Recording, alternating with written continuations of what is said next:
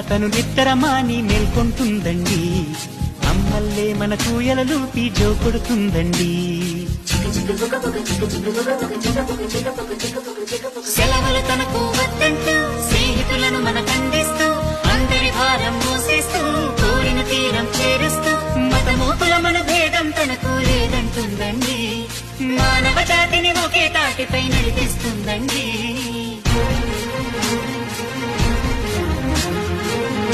చిక్కు